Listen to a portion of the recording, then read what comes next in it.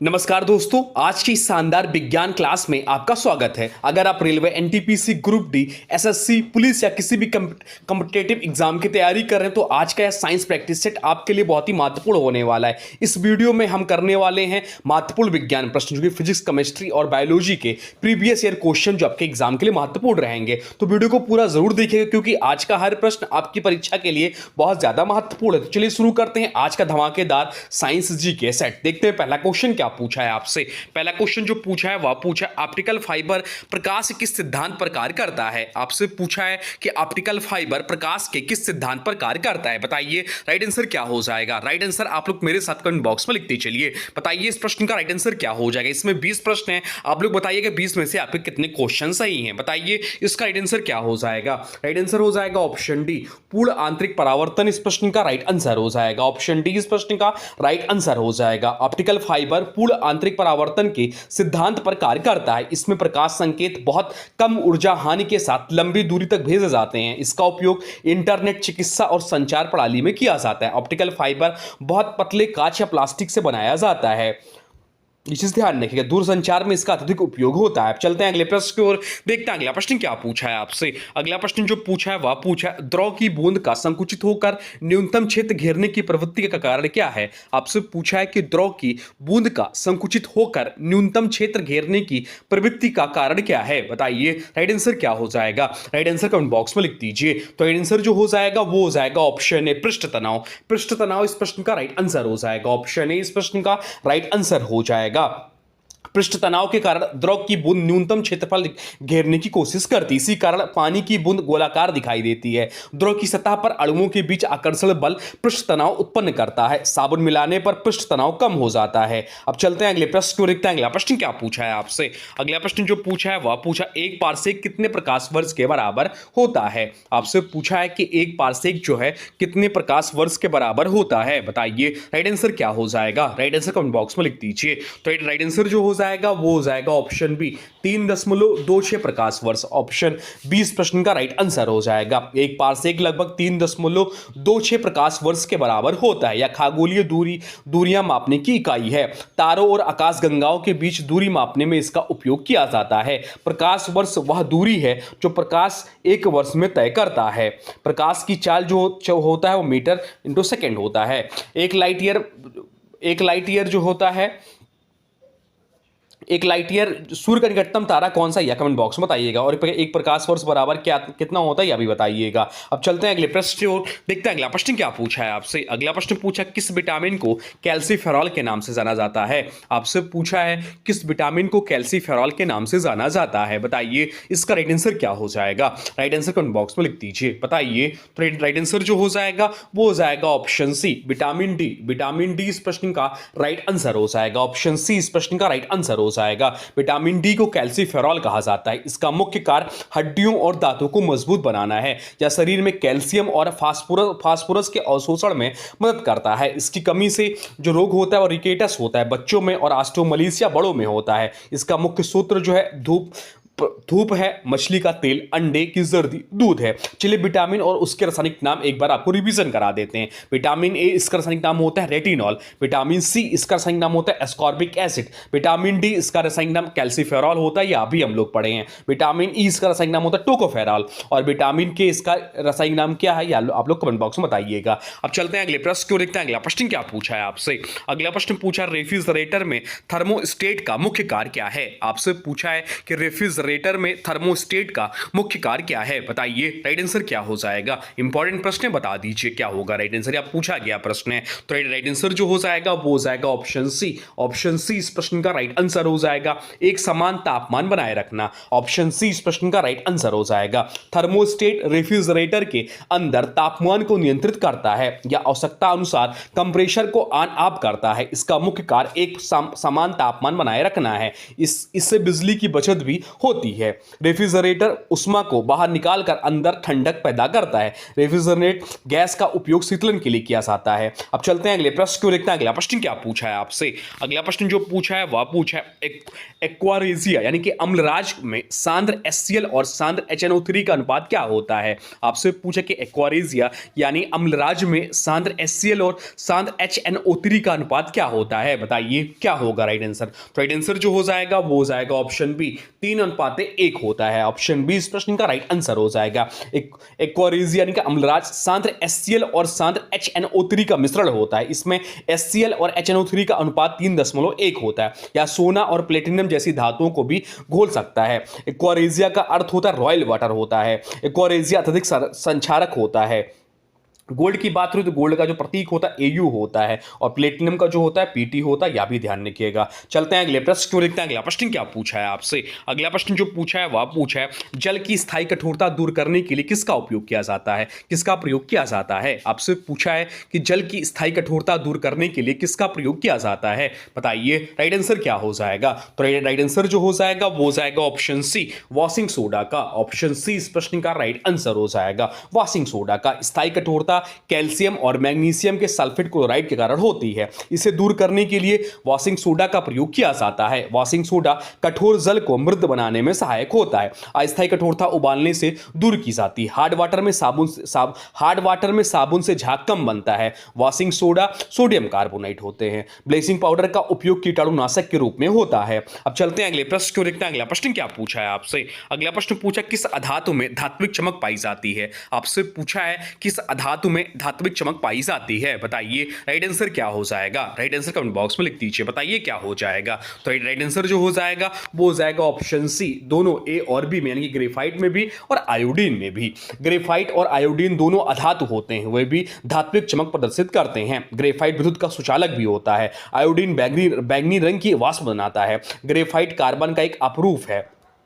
Diamond भी carbon का अपरूप है। ग्रेफाइट का उपयोग पेंसिल में किया जाता है। आयोडीन का उपयोग एंटीसेप्टिक में होता है। अब चलते हैं अगले प्रश्न को देखते हैं। अगला प्रश्न क्या पूछा है आपसे। अगला प्रश्न जो पूछा है वह पूछा है परमाणु बम किस सिद्धांत पर आधारित है। आपसे पूछा है कि परमाणु बम जो है किस सिद्धांत पर आधारित है, बताइए राइट आंसर क्या हो जाएगा।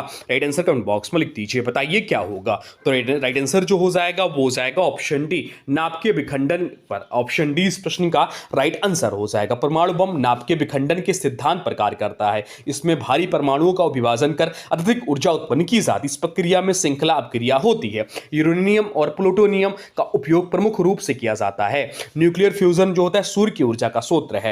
हिरोशिमा और नागासाकी पर 1945 में परमाणु बम गिराया गया था। जापान के हिरोशिमा और नागासाकी पर 1945 में परमाणु बम गिराया गया था। ऊर्जा की SI इकाई क्या है, तो ऊर्जा की SI इकाई जूल है, यह भी ध्यान रखिएगा। अब चलते हैं अगले प्रश्न को देखते हैं। अगला प्रश्न क्या पूछा है आपसे। अगला प्रश्न पूछा आधुनिक आवर्त सारणी में जिग जैग यानी कि टेढ़ी मेढ़ी रेखा किनको अलग करती है। आपसे पूछा कि आधुनिक आवर्त सारणी में जिग जैग यानी कि टेढ़ी मेढ़ी रेखा किनको अलग करती है, बताइए क्या होगा right answer. Right answer comment box में लिख दीजिए। तो इसका जो राइट आंसर हो जाएगा वो हो जाएगा ऑप्शन ए। ऑप्शन ए इस प्रश्न का राइट आंसर हो जाएगा। धातुओं को अधातुओं से, ऑप्शन ए इस प्रश्न का राइट आंसर हो जाएगा। आधुनिक आवर्त सारणी में जिग जैग रेखा धातुओं और अधातुओं को अलग करती है। इस रेखा के आसपास पाए जाने वाले तत्व उपधातु कहलाते हैं। सिलिकॉन और जर्मेनियम उपधातु के उदाहरण हैं। धातुएं सामान्यतः विद्युत और उष्मा की सुचालक होती हैं। आधुनिक आवर्त सारणी के जनक जो हेनरी मोसले हैं। पीरियोडिक टेबल में 18 समूह और 7 आवर्त होते हैं। अब चलते हैं अगले प्रश्न की ओर, देखते हैं अगला प्रश्न क्या पूछा है आपसे। पूछा है कवक के अध्ययन को क्या कहा जाता है। आपसे पूछा है कि कवक के अध्ययन को क्या कहा जाता है, बताइए राइट आंसर क्या हो जाएगा। राइट आंसर कमेंट बॉक्स में लिख दीजिए, बताइए क्या होगा। तो राइट आंसर जो हो जाएगा वो हो जाएगा ऑप्शन डी, माइकोलॉजी इस प्रश्न का राइट आंसर हो जाएगा। ऑप्शन डी इस प्रश्न का राइट आंसर हो जाएगा। कवक यानी कि फंगी के अध्ययन को माइकोलॉजी कहा जाता है। इसमें मशरूम, ईस्ट और फफूंदी का अध्ययन किया जाता है। कुछ कवक उपयोगी और कुछ रोग उत्पन्न करने वाले होते हैं। बाकी विकल्पों की बात करें तो फाइकोलॉजी शैवालों का अध्ययन किया जाता है। साइटोलॉजी में कोशिकाओं का अध्ययन किया जाता है। अब चलते हैं अगले प्रश्न की ओर, देखते हैं अगला प्रश्न क्या पूछा है आपसे। अगला प्रश्न पूछा है रक्त का थक्का बनाने में कौन सी सी कोशिकाएं मदद करती हैं? आपसे पूछा है कि रक्त का थक्का बनाने में कौन सी कोशिकाएं मदद करती हैं? बताइए राइट आंसर क्या हो जाएगा? राइट आंसर कमेंट बॉक्स में लिख दीजिए। तो राइट आंसर जो हो जाएगा वो हो जाएगा ऑप्शन सी, प्लेटलेट्स इस प्रश्न का राइट आंसर हो जाएगा। ऑप्शन सी इस प्रश्न का राइट आंसर हो जाएगा। प्लेटलेट्स रक्त का थक्का बनाने में मदद करते हैं। चोट लगने पर ये फाइब्रिन जाल बनाकर रक्त स्त्राव रोकते हैं। इनकी कमी से रक्त बहना बंद नहीं होता है।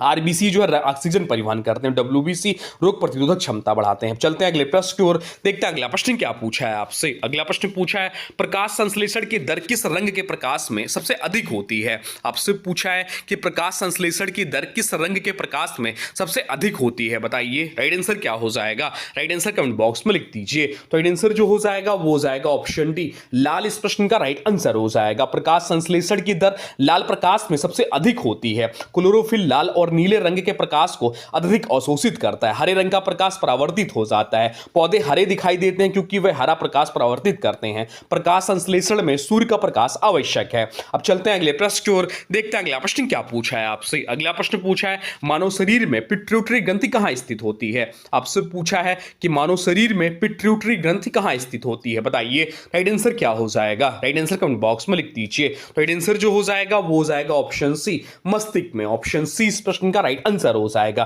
पिट्यूटरी ग्रंथि मस्तिष्क के आधार पर स्थित होती है। इसे मास्टर ग्लैंड कहा जाता है क्योंकि यह अन्य ग्रंथियों को नियंत्रित करती है या वृद्धि हार्मोन यानी कि ग्रोथ हार्मोन्स बनाती है या अंतःस्रावी तंत्र का महत्वपूर्ण भाग है।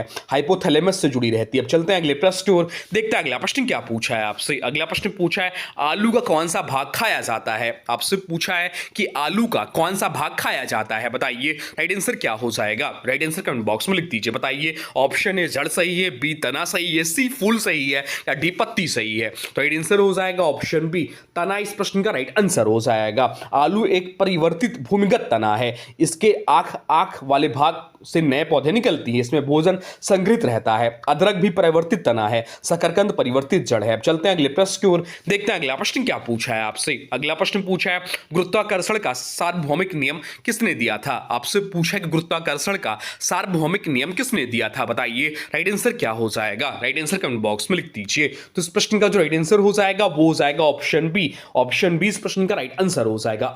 आइजैक न्यूटन ने। ऑप्शन बी इस प्रश्न का राइट आंसर हो जाएगा। आइजैक न्यूटन ने गुरुत्वाकर्षण का सार्वभौमिक नियम दिया। इसके अनुसार ब्रह्मांड की प्रत्येक वस्तु दूसरे वस्तु को आकर्षित करती है। यह बल वस्तुओं के द्रव्यमान और दूरी पर निर्भर करता है। न्यूटन ने गति के तीन नियम भी दिए हैं। गुरुत्वाकर्षण के कारण वस्तुएं पृथ्वी पर गिरती हैं। अब चलते हैं अगले प्रश्न की ओर, देखते हैं अगला प्रश्न क्या पूछा है आपसे। अगला प्रश्न पूछा सोनार का उपयोग मुख्य रूप से किसके द्वारा किया जाता है? आपसे पूछा है कि सोनार का उपयोग मुख्य रूप से किसके द्वारा किया जाता है? बताइए राइट आंसर क्या हो जाएगा? राइट आंसर हो जाएगा ऑप्शन सी, नौ संचालकों द्वारा। ऑप्शन सी इस प्रश्न का राइट आंसर हो जाएगा, नौ संचालकों द्वारा। सोनार का उपयोग समुद्र के अंदर वस्तुओं का पता लगाने में किया जाता है या ध्वनि तरंगों के परावर्तन के सिद्धांत पर कार्य करता है। इसका उपयोग पनडुब्बियों और जहाजों में किया जाता है। सोनार इसका फुल फॉर्म ध्यान रखिए। सोनार का फुल फॉर्म होता है साउंड नेविगेशन एंड रैंकिंग। समुद्री गहराई मापने में भी उपयोग होता है। चलते हैं अगले प्रश्न की ओर, देखते हैं अगला प्रश्न क्या पूछा है आपसे। अगला प्रश्न जो पूछा है वह पूछा है लिटमस पत्र किससे प्राप्त किया जाता है? आपसे पूछा है कि लिटमस पत्र जो है किससे प्राप्त किया जाता है? बताइए राइट आंसर क्या हो जाएगा? राइट आंसर कमेंट बॉक्स में लिख दीजिए। तो राइट आंसर जो हो जाएगा वो हो जाएगा ऑप्शन सी, लाइकेन से। ऑप्शन सी इस प्रश्न का राइट आंसर हो जाएगा, लाइकेन से। लिटमस एक प्राकृतिक सूचक है। इसे लाइकेन से प्राप्त किया जाता है। अम्ल में यह लाल और क्षार में नीला हो जाता है। लाइकेन बराबर शैवाल प्लस कवक का सहयोजी संबंध होता है। अब चलते हैं अगले प्रश्न को, देखते हैं अगला प्रश्न क्या पूछा है आपसे। अगला प्रश्न जो पूछा है वह पूछा परमाणु के प्रोटॉन की खोज किसने की थी? आपसे पूछा है कि परमाणु के प्रोटॉन की खोज किसने की थी? बताइए राइट आंसर क्या हो जाएगा? राइट आंसर कमेंट बॉक्स में लिख दीजिए। तो राइट आंसर जो हो जाएगा वो हो जाएगा ऑप्शन बी, अर्नेस्ट रदरफोर्ड ने। ऑप्शन बी इस प्रश्न का राइट आंसर हो जाएगा। अर्नेस्ट रदरफोर्ड ने प्रोटॉन की खोज की थी। प्रोटॉन परमाणु के नाभिक में पाया जाता है। इसमें धनात्मक आवेश होता है। इलेक्ट्रॉन की खोज जे थॉमसन ने की थी। न्यूट्रॉन की खोज जेम्स चैडविक ने की थी। तो ये पॉइंट भी ध्यान रखिएगा। अब चलते हैं अगले प्रश्न की ओर, देखते हैं अगला प्रश्न क्या पूछा है आपसे। अगला प्रश्न पूछा है मनुष्य के शरीर में यूरिया का निर्माण कहां होता है? आपसे पूछा है कि मनुष्य के शरीर में यूरिया का निर्माण निर्माण कहाँ होता है? चलिए बताइए राइट आंसर क्या हो जाएगा? राइट आंसर कमेंट बॉक्स में लिख दीजिए। तो इस प्रश्न का जो राइट आंसर हो जाएगा वो हो जाएगा ऑप्शन ए यकृत में। ऑप्शन ए इस प्रश्न का राइट आंसर हो जाएगा यकृत में। यूरिया का निर्माण यकृत में होता है या अमोनिया को कम विशेल यूरिया में बदलता है। बाद में वृक्क इसे मूत्र के द्वारा बाहर निकालते हैं। यूरिया साइकिल यकृत में होता है। किडनी यूरिया को बाहर निकालती है, बनाती नहीं है। तो ये थे आपके टॉप 20 साइंस क्वेश्चन जो आपके एग्जाम की दृष्टि से बहुत ज्यादा महत्वपूर्ण है। आप चाहे अभी एनटीपीसी का एग्जाम दे रहे हैं या आने वाले समय में ग्रुप डी का एग्जाम देंगे, यहां से आपको क्वेश्चंस देखने को मिलेंगे। प्लेलिस्ट बन जाएगा, एक एक करके वीडियो अपलोड होंगी और जो भी क्वेश्चन रहेंगे उनको रट लीजिएगा या कॉपी पेन में नोट कर लीजिएगा। बहुत ज्यादा इंपॉर्टेंट है। एग्जाम के बाद देखेंगे हम लोग बहुत सारे क्वेश्चन से ही सीधे सीधे डायरेक्ट कंज्यूम करेंगे। अब चलिए आज के वीडियो से प्रश्न है, इसका आंसर आप लोगों को कमेंट बॉक्स में बताना है। आज के वीडियो से प्रश्न है, चींटी काटने पर शरीर में कौन सा अम्ल प्रवेश करता है? आपसे पूछा है कि चींटी के काटने पर शरीर में कौन सा अम्ल प्रवेश करता है। इसका जो भी राइट आंसर होगा कमेंट बॉक्स में जरूर बताइएगा, आंसर जरूर दीजिएगा। और हाँ देखिए, अभी तक आपने वीडियो को लाइक नहीं किया है तो प्लीज वीडियो को लाइक कर दीजिए और चैनल पे नए हैं चैनल को सब्सक्राइब भी कर लीजिए। चलिए मिलते हैं एक नए वीडियो में, तब तक के लिए थैंक्स फॉर वॉचिंग।